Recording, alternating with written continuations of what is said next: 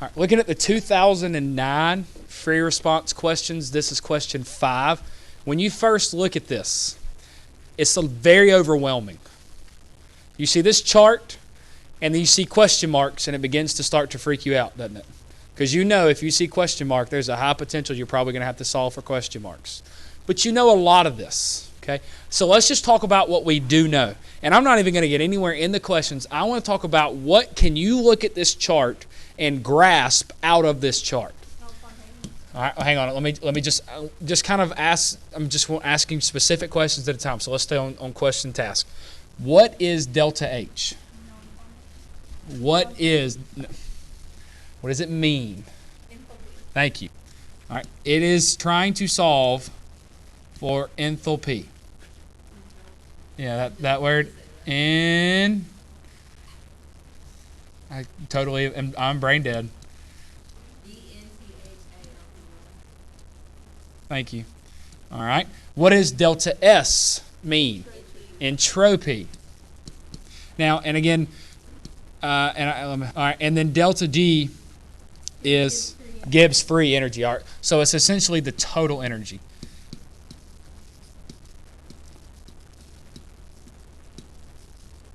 All right. Enthalpy measures a heat exchange. Now, what are the two types of enthalpy? Very good. Endo and exo.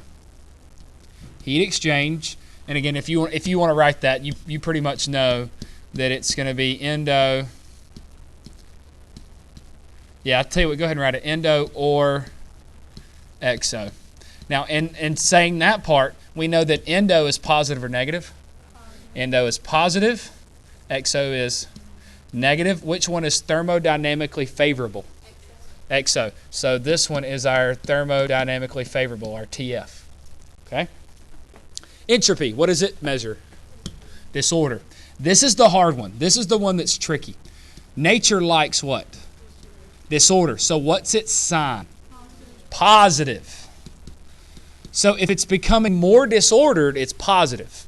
It's hard to think about that. That's a good thing for nature. But if it's becoming more ordered, it's negative. And that's the hard thing to remember. All right? Delta G. It's one of our 3 geek factors. So it tells you if something is spontaneous or not. Spot or not. Spont or not. Spont or not. All right. When it's when it is spontaneous, what sign does delta G want to be? Negative. Gangsters are bad people. So we want it to be not my homies. That's right. Taking speed. Ghetto homies take speed. Not my homies because they take speed. Anyways. So looking at all of these, we have delta H, delta S, delta G. Labels, and look at how much information we've already got out of that. No kidding. When you see delta H, all of those things should just explode into your mind. When you see delta S, that should explode, and delta G, all of that should go up. So it's kind of like I told somebody earlier. This test is 95% intimidation. It is. You looking at this question, you're like, holy mess. 5% of it is knowledge application. You know every bit of this about those 3 letters. But in the general, in people that don't know chemistry, if I said, what is delta H? I don't know. I don't even know what delta means. But it's knowledge application. You have the knowledge. You just have to have the ability to take the other 95% and not let it intimidate you. Okay? All of the signs are what? Which means delta H for all of these is endo or exo. Endo, which means you got to put energy in, and it's not thermodynamically favorable. None of them.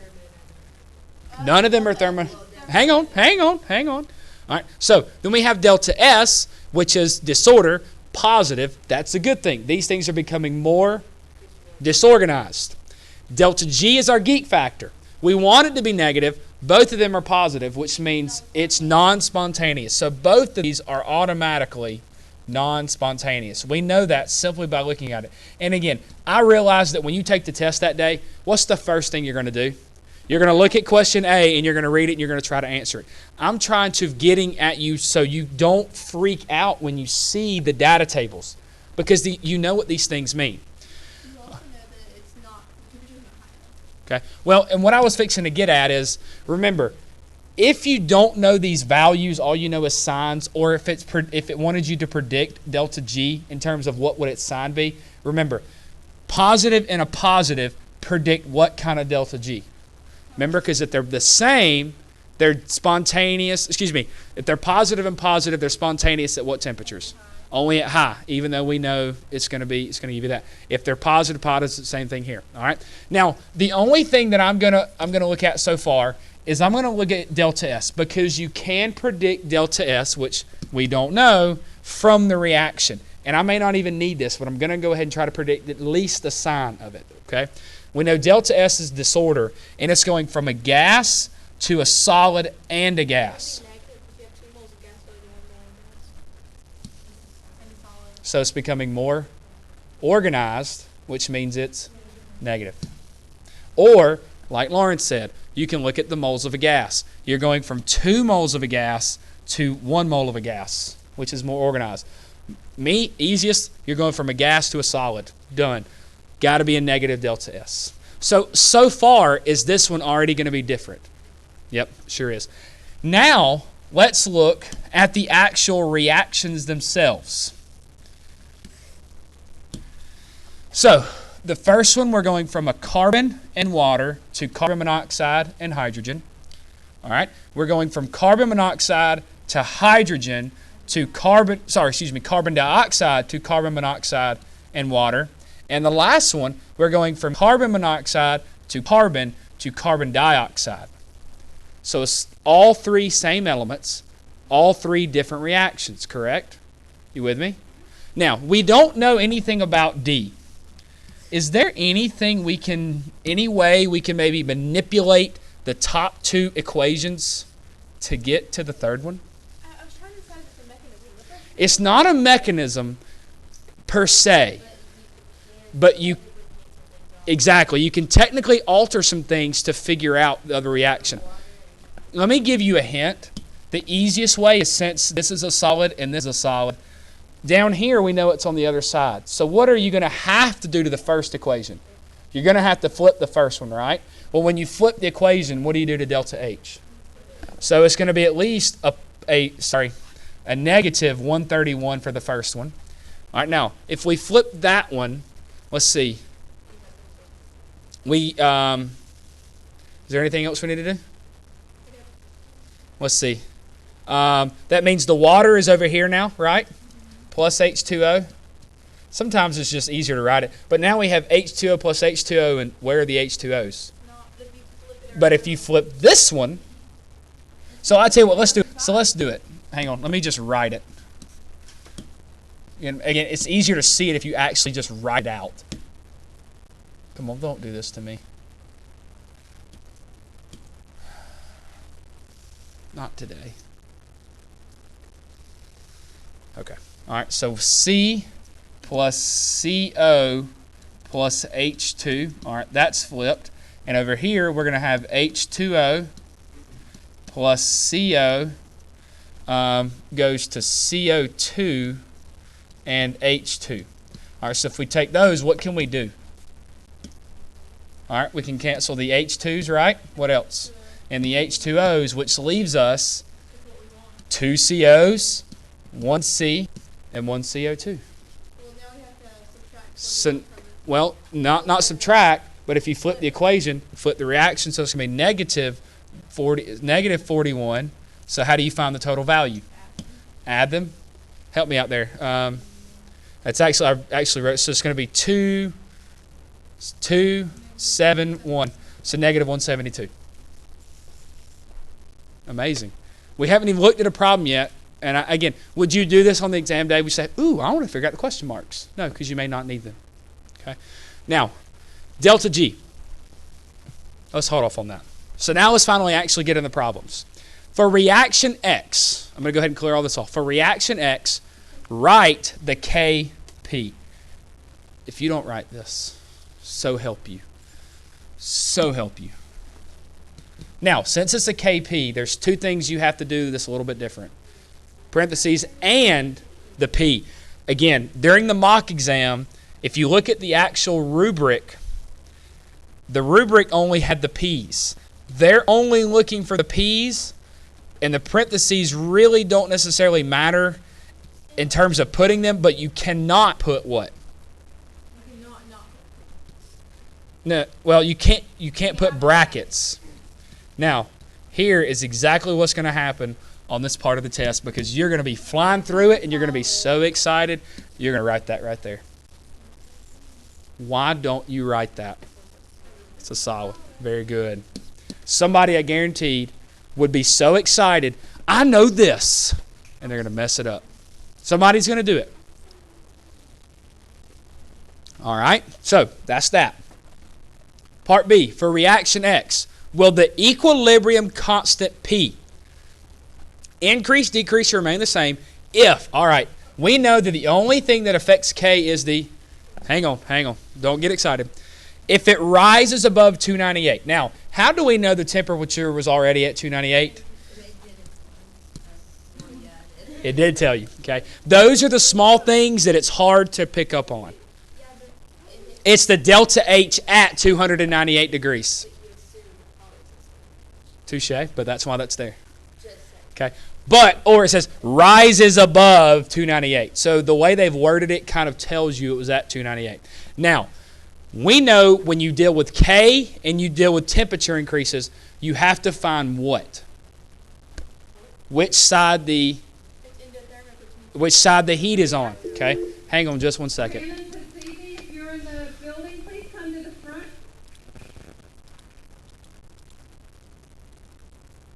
So again, when you're dealing with K and you're dealing with temperature, the first thing you got to do is find out which side the heat is on and then apply your adjustments.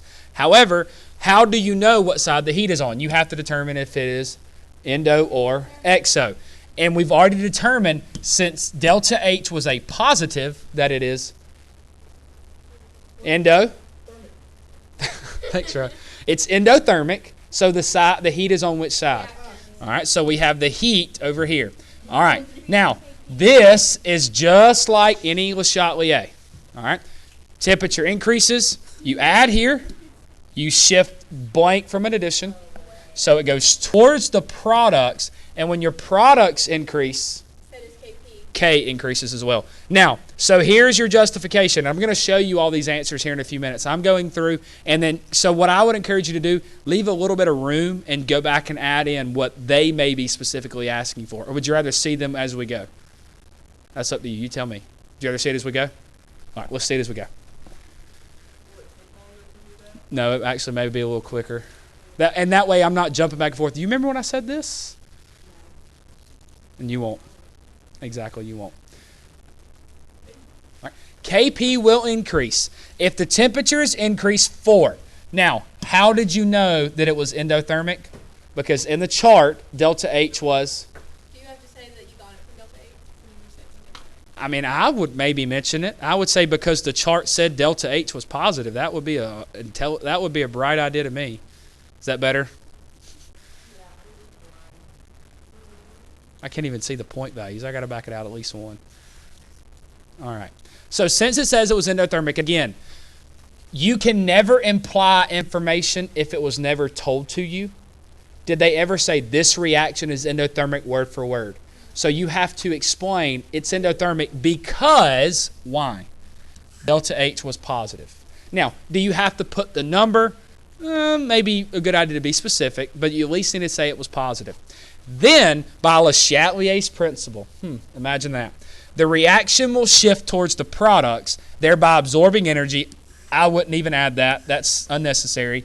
With greater concentrations of products, that is definitely important. You have to mention why K will increase. Because of Le Chatelier, it will shift towards the products. Therefore, the concentration of the products goes up. Therefore, K will increase. Did that just blow your mind? Okay, hang on. JC, explain to me where that went wrong. Okay, let's start at the beginning. Do you agree that it was endothermic? Do you agree that it was endothermic because delta H was positive? Do you agree that since it's endothermic, heat is a reactant? Energy has to go in, it starts from reactant. Do you know what Le Chatelier's principle is? You shift from away from an addition to a takeaway? Okay, that's Le Chatelier. Remember, heat was a reactant. Okay, so again, I'm just basically, here's your arrow. Heat is on this side. We add here, we shift to the products. So, we shift towards products. That means everything that was over here now has a higher value. Yes? I'm making more of that stuff because I'm shifting that way. What is the basic definition of K, JC? Very good. So we have products over reactants. So this top number just got bigger. But not only did this top number get bigger, if this went up, what did the other side have to do? So that number got bigger.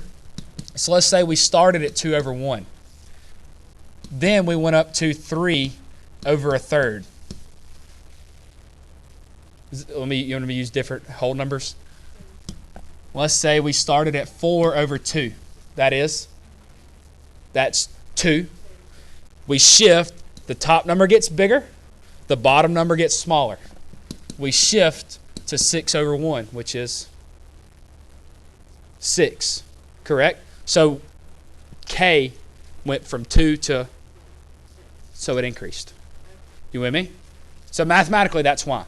So with a shift towards the products, the products of greater concentrations. Oliver, if you're in the building, please come to the front office. Jordan Oliver, if you're in the building, please come to the front office. Thank you. That means K has to increase because K is products over reactants. Okay? Basic, simple explanation. So are you glad we kind of already did this? They only call out names on days that I do stuff like this. That's it. I'm dead serious. I don't know. Go home. Sheesh. All right. C. For the reaction Y at temperature 298, the value of Kp is greater than 1, less than 1, or equal to 1. Now, in your head, think. I don't want you to answer this yet because I don't want everybody to have a chance. How would you go about answering? Don't say it out loud. How would you go about answering that question based on, again, we're in Y, we're in the middle equation. Don't say it out loud. How will you know if K is greater than, less than, or equal to 1? JC, I'm going to pick on you.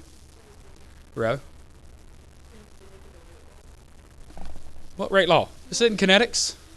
Oh, not rate law. Caitlin? See? Thank you. You do know this stuff.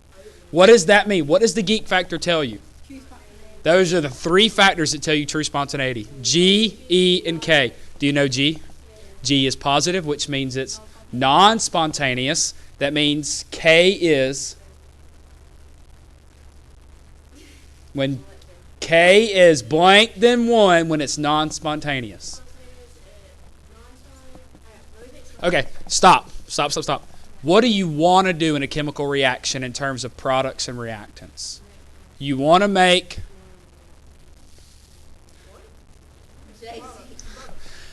basic chemistry. So, what side would a product be on in terms of an arrow? Where are your products, right or left? So, what way would you want to point to get to the products? That means K is when it is spontaneous, because we want to make these things. But when it's non-spontaneous, K points towards the reactants, which we don't want, which means it is less than 1. You should have known this. You should have known that. The geek factor. Again, 95% of this is intimidation. You're intimidated by the question. The 5% is knowledge application. You don't know how to read the question and think about the basic chemistry behind it.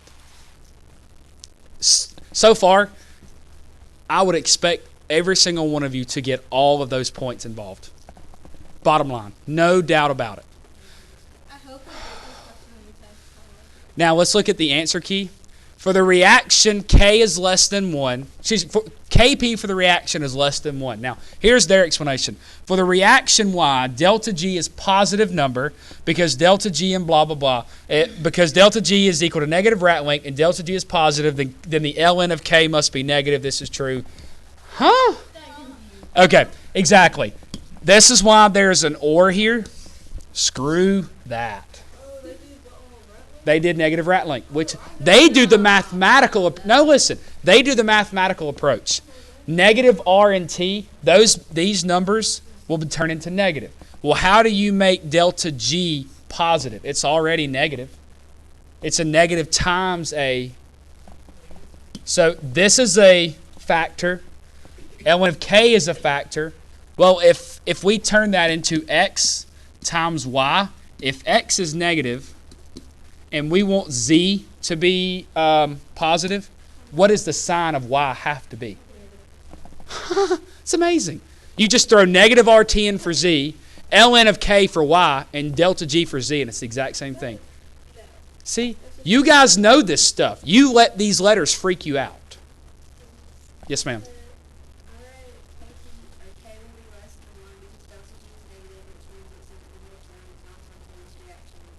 You stated something wrong. Delta G is positive.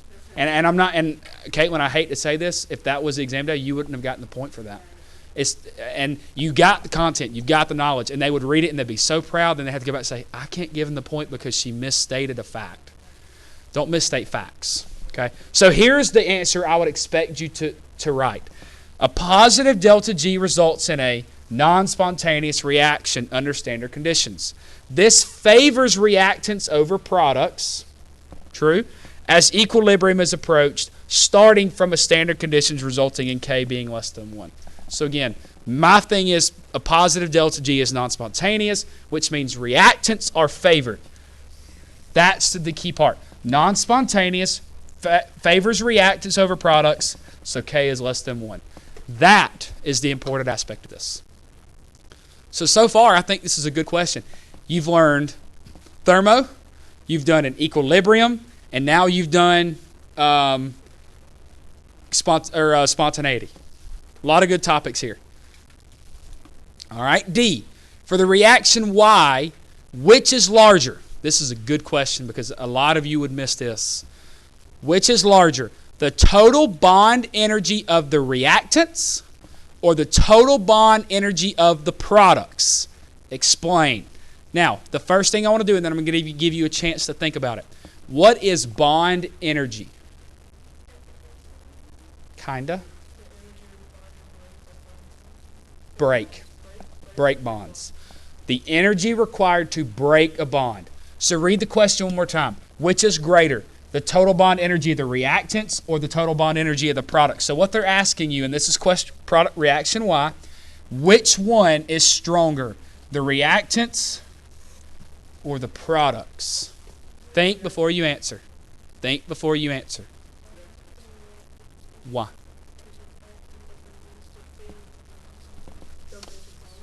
That's exactly right. Delta H is positive, which means it's what type of reaction? Which means energy has to go into the reaction to make it happen. It's exactly right. You know it. You know it when I say it. You're intimidated by the question. I was thinking reverse reactions. You're overthink. I think you guys overthink the questions. You think there's, but.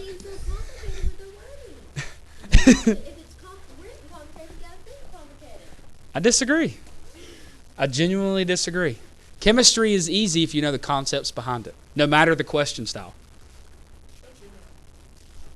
If you know what bond energy is, which is the energy required to break, and they ask you which one is greater, that means which one of those is stronger. And then you know delta H is positive, which means it's endothermic. You got to put energy in to make this reaction happen. It's a basic concept. It's that simple. You just have to be able to recognize and understand. That's all they're asking. That's all they're asking. So the reverse reaction would be exothermic, would it not? Yeah.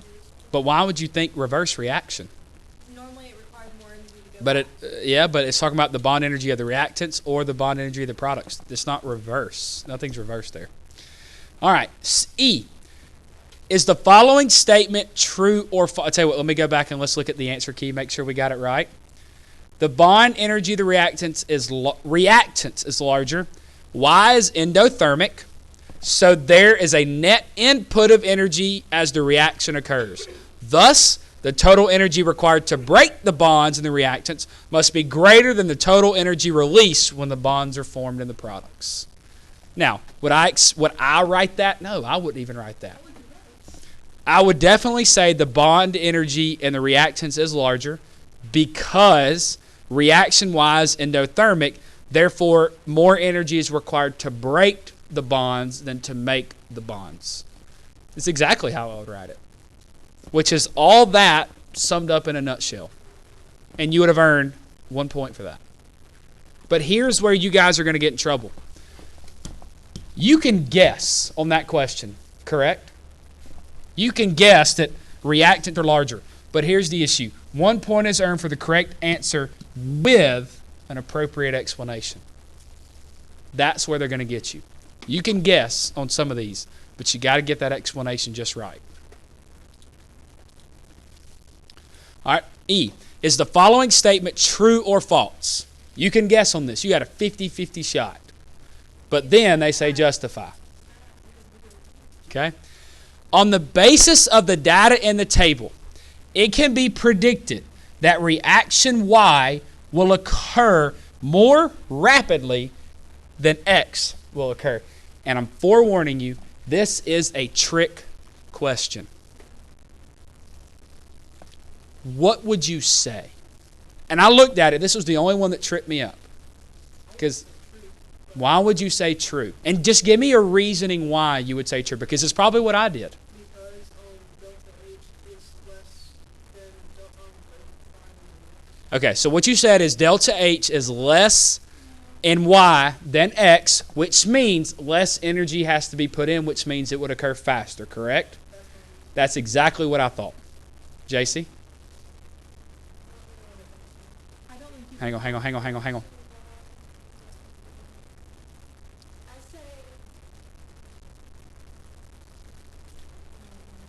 Okay, hang on. Madison, I want to give you a shot. You got something here?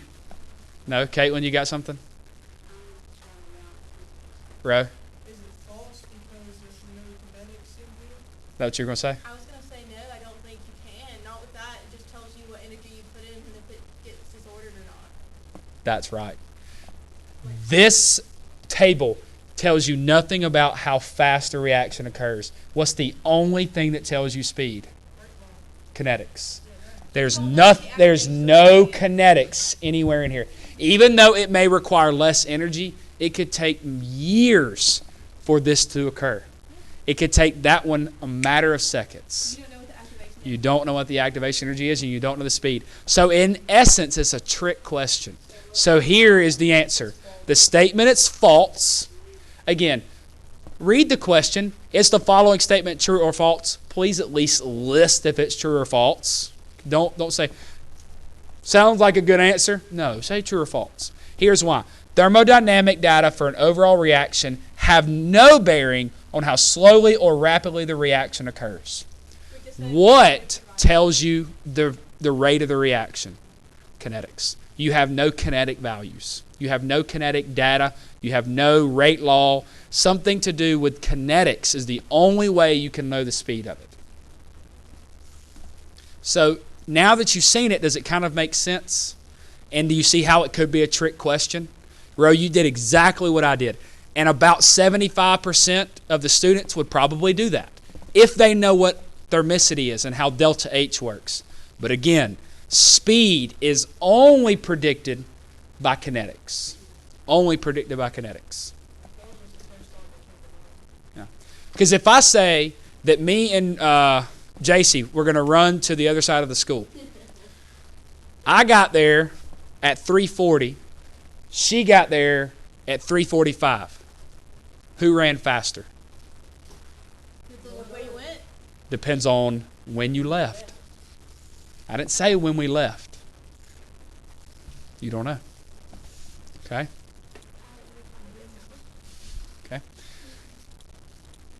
So this one is, you know what you started with, you know what you ended with, you know how much energy you transposed, but you don't know how long it took. That's the only thing that you don't know the time of it. All right, F. Now this is a long question. I get it. There's a lot to it. All right. Consider reaction Z. Again, there was those question marks. We've got them. Is delta S for the reaction positive, negative, or zero? Guess what? We've already done it. What was the answer? Why negative? And let's go back one more time and talk about it. There's two ways to explain it. You're going from 2 moles of a gas to 1 mole, or you're going from 2 moles of a gas to a solid, which means it's becoming more organized, which means it's a negative value. Yeah, I would. I mean, you have overstated correctness when you say to both. But guess what? That's more correct. Lauren, the way I would do it is I would say you're going from 2 moles of a gas to 1 mole of a solid and 1 mole of a gas. That is encumbersome of both. Now let's see what they said. All right. Consider the reaction for delta Z. Delta S for the reaction is negative. In the reaction, 2 moles of a gas with relatively high entropy, I don't know why they say that, are converted into 1 mole of a solid and 1 mole of a gas. Exactly what I just told you to say. A net loss of 1 mole of a gas, thus a net loss in entropy. That's crap. I would never say that. That's over expectations. Again, you got 1 point for the correct answer, the correct justification. Or, and again, I don't know what's going on here, reaction Z can be obtained by reversing reaction X and Y and adding them together. Thus, delta S for the reaction Z is the sum of the two negative numbers, and it must be negative. That's interesting. Let's go back up and look at that. I didn't even think about that. So not only, that's the wrong way. All right, so not only did we, remember earlier, what did we do for delta H? Yeah, remember we flipped these and added them up? Well, if you do that for delta H, guess what? You can do it for the other two as well. So we had to flip that, so that's negative 134, negative 42. That's really close. So it's going to be negative 571, so negative 175. And then what would delta G be? So negative 91, negative 29, which is negative 0. That's 11, yeah, so negative 120. But we can't forget the units. No, it doesn't matter. I mean, you don't have to put, yes. Whoa. Okay, say that again. Go ahead. Is it? Wow. 4 plus 2 is 6. That looked like a 1. It's a 2, but it looks like a 1. We can't forget the units. Yeah. Yeah, but see, in this part it doesn't ask it. The question is, come on, please. The question is delta S positive, negative, or 0? Okay. Now, D, determine the value of delta H. She brought up a good point. We've already done it, but when you do it, what she said was very important. This. Now, I'm going to be honest, I don't know how they're going to approach this. Please don't at least forget the units. Where would you get those from? The dadgum table right there in front of you. Every single part of it has the units listed. Please don't forget those. Now, do you have to say this? Do you have to say add the values of the negative? No. You just have to solve for it. Okay? You just have to solve for it. All right, last question for this side. The other side should go relatively quick. All right. A sealed gas reaction vessel contains only carbon monoxide and a small amount of carbon solid. Very important. If the reaction occurs and the temperature is held constant, will the pressure in the reaction vessel increase, decrease, or remain the same over time?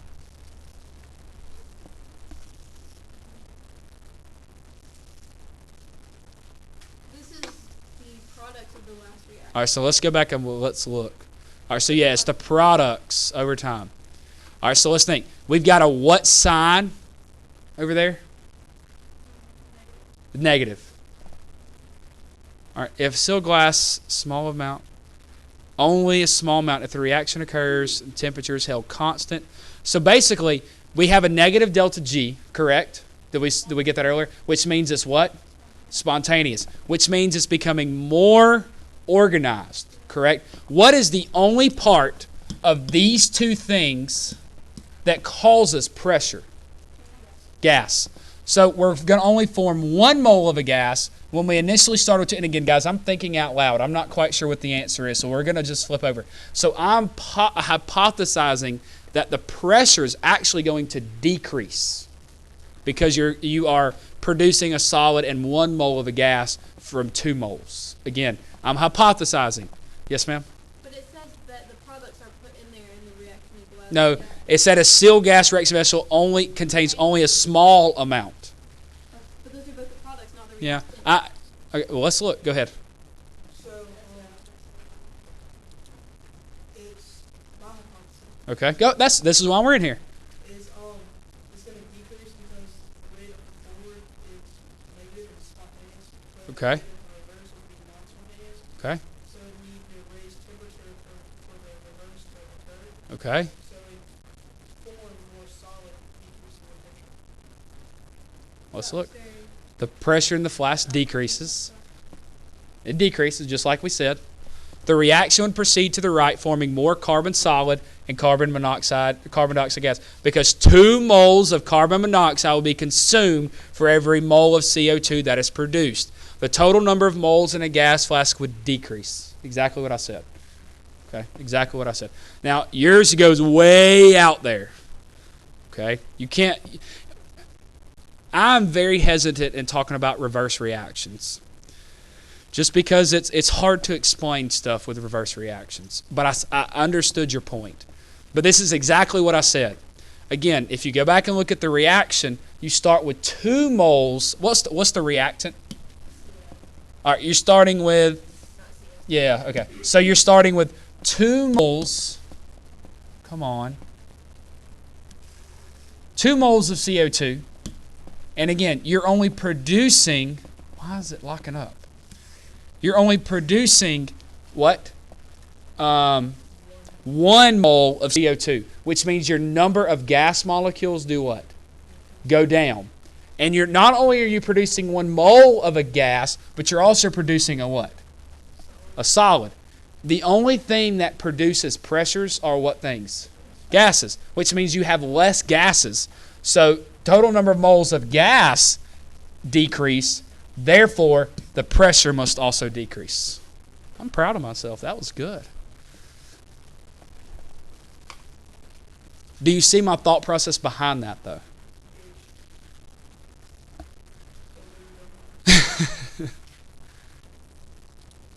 All right, so hopefully that makes a little bit of sense. All right, now over on the back, what question is that number? Why this thing is just, it is getting so slow. I need a new computer so bad I can't stand it.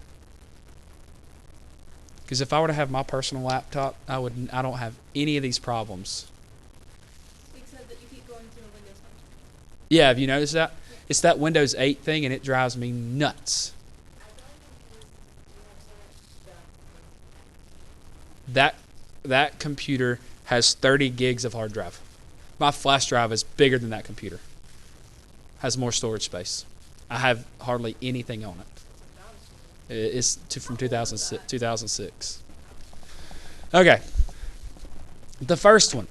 Consider 2 chemical species, S and what is that S2 negative thing? This is the ion of sulfur. How do you know it's the ion? Because S is in 16 and 16 is always 2 negative. Write the electron configuration, 1s2, 2s2. That was sweet of them, because if it said electron configuration, I probably wouldn't have known what to do right there, right? For each species. Now, here's the weird thing. How is this thing going to differ from the first one? It's going to have 2 more electrons. So, when we're writing the electron configuration, now I'm just going to do it this way. Sulfur has a total of how many electrons? Can't see? 16? All right, so it has 16 electrons. Remember, we have the 1s. Why did I do that? Then we have, what's after 1s? 2s. How many orbitals does the p have? 3. 1, 2, 3. So we have 2p, and that it's in the 2p. No, it's in 3p. Then we have 3s, and again, you can do it the shorthand version. and then we have 3p. Now, we know that everything prior to 3p is going to be full, correct? Again, I'm doing the electron notation. Up, down, up, down, up, down, down, down. Why did I do it like that? Because they don't want to share. Remember, they don't want to share room. Whose rule was that? You don't want to share room? Poly B? No, it's not poly B. That's a long time ago. Please No. realize. Oh, past H? Oh, past, square leg together. What? Cumulus. Houston. Ah, Huns. Hun's rule. Very good. Remember, it's Hun's house? Hun's house. You don't want to share a room if you don't have to. What was the D? Poly D, you don't have the same address. The address was the quantum numbers. I never taught you quantum numbers. It's no longer tested on. You don't need those. We did it last year. Very vaguely. Very vaguely. Remember, all it was 3. It was 3. P was 1. It's depending on what orbital. And then if it's a spin up, it's positive 1/2, spin down, negative 1/2. That's not.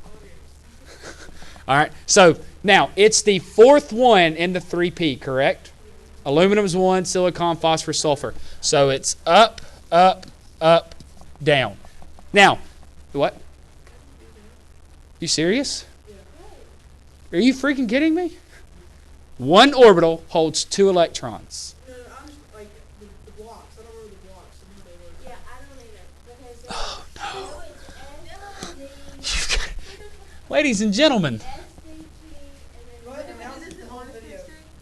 All 5 people who watch it will know. Oh, my gosh. I'm not trying to insult you, but nobody answers them. But I don't remember why there's only 3 and P. There are 3 groups. It's 3 orbitals. Remember, there's 6 total. And every room has 2. 6 divided by 2 is? 3. Okay. D has 10 total. So how many rooms does it have? 5. F had 14, so it's got. 7. Okay. Does that help? Okay. All right. That was my question. All right, so let's go back to this. Now, you agree that this is not what they're asking you to do, correct? They're not asking you to write that. They're actually asking you to write the electron configuration. So what will be the electron configuration? Remember, these arrows turn into what? Exponents. So it'd be 1s, be 1s, oh, come on. 1s2, 2s2, what? There's not a 1p. 2p, 6, 3s2, and for this one it will be 3p. How many? 4. Now, why do elements turn into ions? That's your key. Because they gain and lose electrons. They gain and lose electrons. Why did S gain 2 electrons? Notice what happened. And there's a reason I drew this. What happened when it gained 2? It filled its orbital. When it filled its orbital, when it went from 16 to 18, who did it turn into? And argon is in what group? The noble gases. He's happy. He's stable. He's more stable. So, how would you write the electron configuration for the sulfur ion? Basically, the only thing that would change would be the ending, and what would it change to? 3p6. Now, let me double check, make sure I told you correct. That's not right. Yep, there you go. Let me zoom it in a little bit.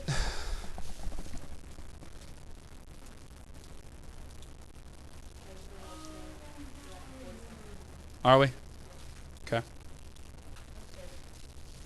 All right, so again, the only difference is that the sulfur ion is 3p6 and the regular atoms is 3p4.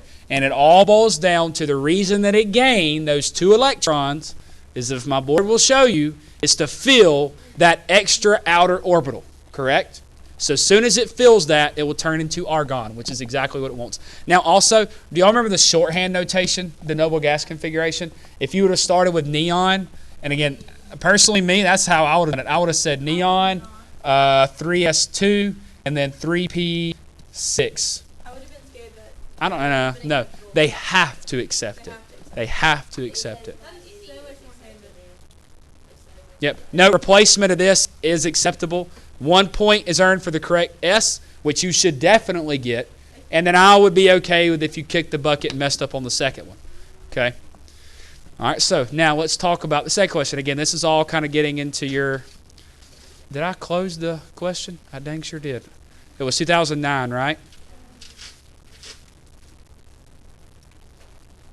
That's not the version that I wanted. I want this version. And it was question 6.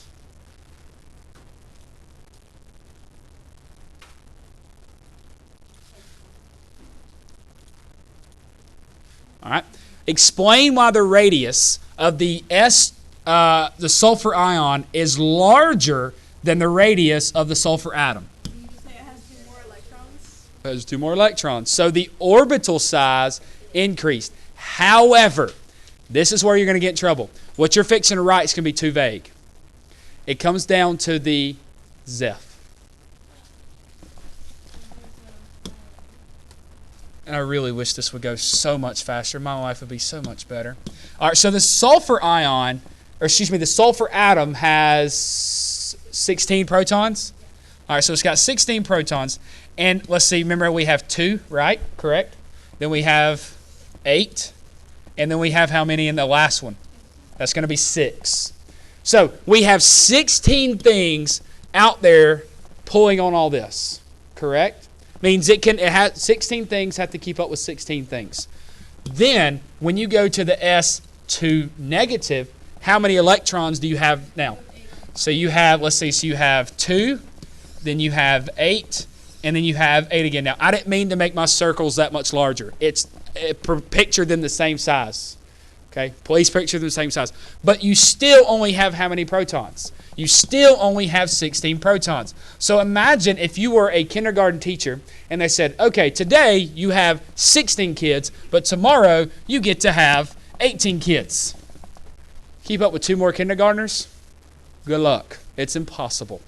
So does that make sense? Why? So essentially your orbital is kind of expanding, but you only have the same amount of protons to keep it in check. All right, so let's look and see if their answer makes sense with the way I kind of explained it. The nuclear charge, what does that mean? The number of protons you have is the same for both species. But the 8 valence electrons in the sulfide ion experience a greater amount of electron-electron repulsion than the 6 do. Okay? So basically that means they get to run farther because you're not paying attention to them when they're behind you. Does that make sense? Can y'all see that, or is that too small? Does that help? Yes, sir. Are they required to accept Zeph? Yes. Zeph is an acceptable acronym. Same thing as just like IMF. They have to accept IMF. Is that exact same concept? Well, yeah. If there's a question and you don't know the answer, Zeph is a good safe word. just start Zeph is a good safe word. All right. This extra repulsion in the sulfide ion increases the average distance between the valence electrons, so the electron cloud around the ion has a greater radius. Now, that's a lot for me in explanation. The way I probably would go about saying it is the added 2 electrons make the electron cloud slightly larger due to less Zeph. Since the number of protons stays the same. Less effective nuclear charge, which means the nucleus, again, just like if you're a kindergarten teacher, I said you got 16 kids today, 18 tomorrow. It's a lot harder to keep up with those 2 extra kids because they're going to get farther when you're not watching, right? So that's kind of the concept. So you as a teacher, the proton, are less effective with 2 more things running around you. I like to think of it as this. Well, okay. I don't even want to hear it. Listen to what I'm saying. Okay. I don't even hear it, bro. The regular sulfur has 16 on 16. 16 protons versus 16 on I'm with you. Okay, I got you. Yeah, one's outnumbered. Well, then and the other one is 16 versus 18. You have 2 people come in. I got you. That makes sense. I'm with you. But see, I like to think of the nucleus as a core, as one thing. and you having to keep up with 18 things around you. Whatever. Which of these two species would be attracted into a magnetic field? If you please tell me you know. Why? Why the sulfide ion? It's charged, which means it has the ability to be attracted. Ooh, hold on. Ooh, whoa, I'm wrong. I am wrong. Hold on. Whoa, hey, let's explain. I'm wrong. Hang on. The sulfur atom will be attracted to a magnetic field. The sulfur has two unpaired p electrons, which results in a net magnetic moment for the atom. This net magnetic moment would interact with external magnetic field, causing the net attraction. I'm going to be honest, 0 points for me and moving right along. I'm going to be honest, I would have too. I get their reasoning. I don't understand the science. I understand it in terms of the sulfur atom has two unpaired electrons, which means it needs something to fulfill those two spaces. And the sulfide ion would not be attracted because all the electrons are paired up, which means it's essentially turned into a noble gas. So I guess that's kind of how you have to look at it. That is a good question that I would have missed. Okay, it is. It's a good question. I would have missed it too. But you know what? This is why we're here. This is why we're learning. This is why we're trying to make ourselves better. We can eliminate this mistake on the day of the exam because you've heard it now. So the point is, a neutral, non-noble gas will be attracted in a magnetic field. Why? Because it has unpaired electrons. But why did I say a neutral, non-noble gas? Noble gases are noble. They don't react. But if it's in its ion form, that means it has lost or gained the electrons to fill its orbitals. Logic makes sense. Something I didn't know before. Very good, Ro. But what could you have explained? Could you have explained that? I could explain the magnetic part, but I was going to say that since it has the valence electrons, it could still form, like it would be attracted to it at least when it's unpaired. Then you would have got a point for that. You asked. Yeah. He did. All right. I don't know. I'd have to look. All right. B. The sulfide ion is an isoelectronic with argon. Move on. Hang on. Hang on. Yes. No. Iso means same. Okay. Iso means same. Electronic is charged. So why is sulfide and argon the same? Because sulfur went from 16 to 18. So we're good there. You just need to know that iso means same. So it's the same charge. What are you talking about?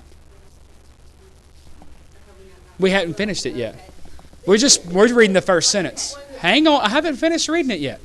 The sulfide ion is the same charge as the argon because they both have 18 electrons. From which species, S2, the sulfide ion or argon, is it easier to remove an electron? The ion. Why?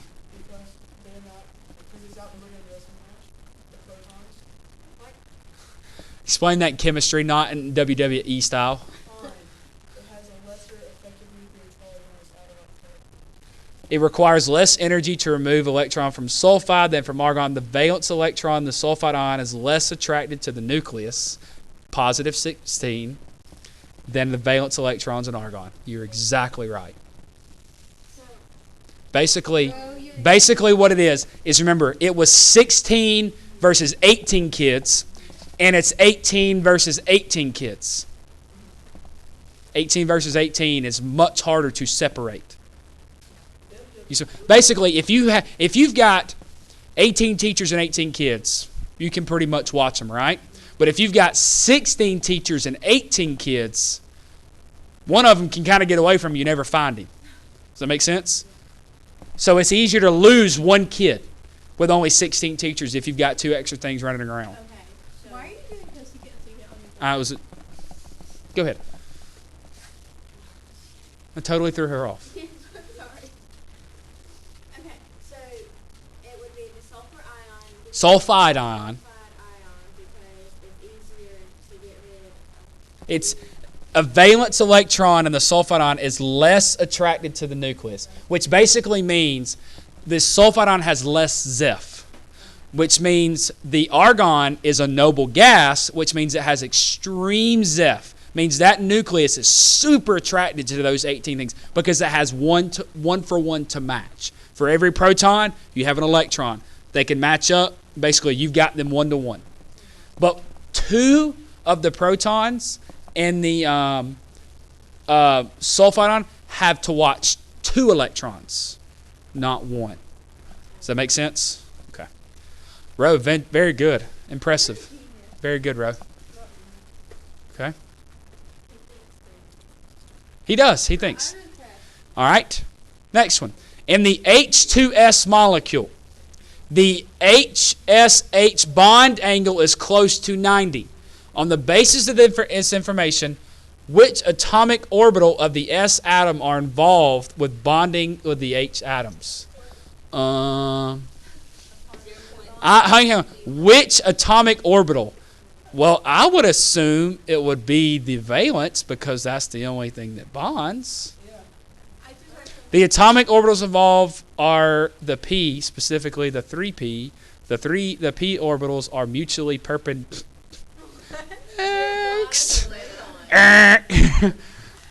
I'm gonna be honest with you. I get the fact that it's at least the valence electrons because the only orbital that bonds is the valence orbital, and the valence orbital in the sulfur electron configuration is the p orbital. 0 points for me. I'm not gonna lie to you. This question talks about London dispersion forces in H2S and H2O. Hang on. The 2 types of intermolecular forces are present in liquid H2S, LDF and dipole-dipole. My first question is, why do they say LDF and dipole-dipole? You've got to remember, these are building forces. If it's nonpolar, it only has LDF. If it's polar, it can have LDF and dipole-dipole.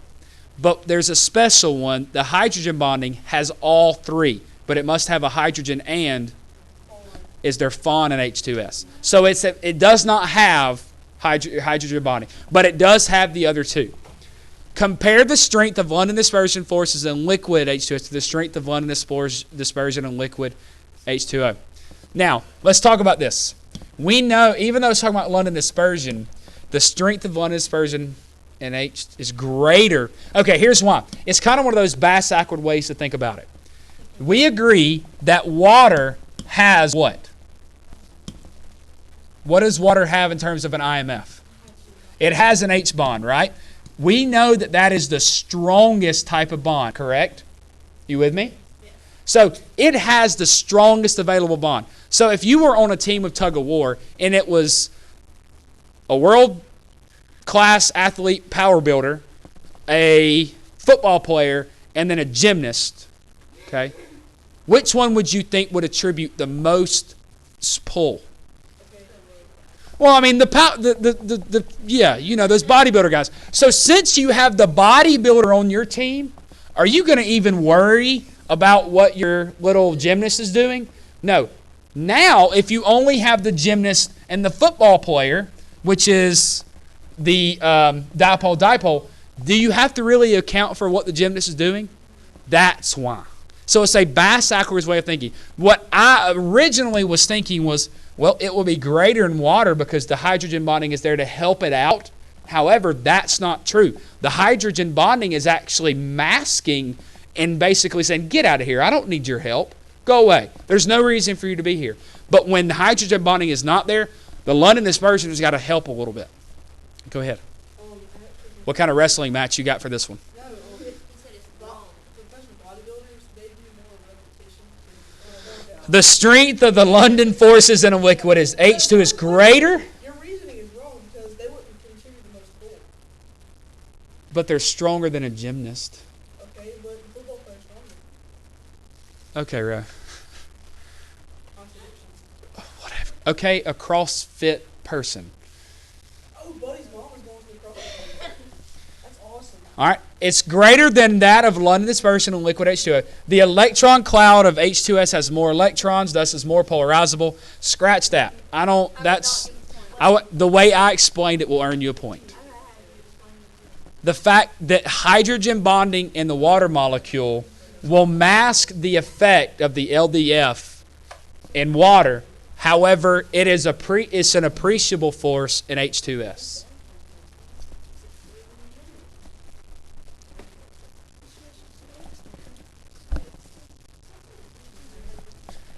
All right, almost done.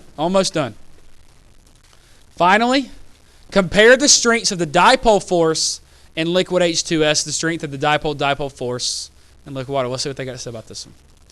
The strength of the dipole force in liquid H2S is weaker than in water. The net dipole moment, again, see some of these things, just being quite honest with you, it's things that I'm not very knowledgeable in, and so I don't have a great explanation. So let's just kind of go through it.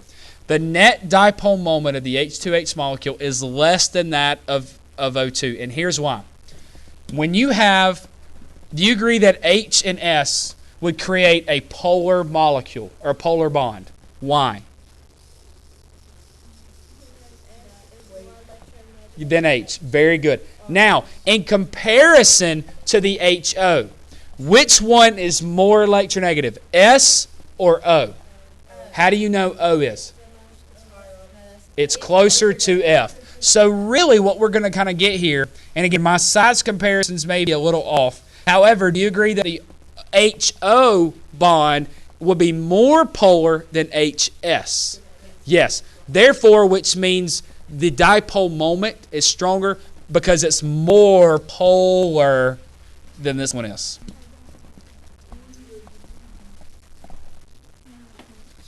Okay, thank you.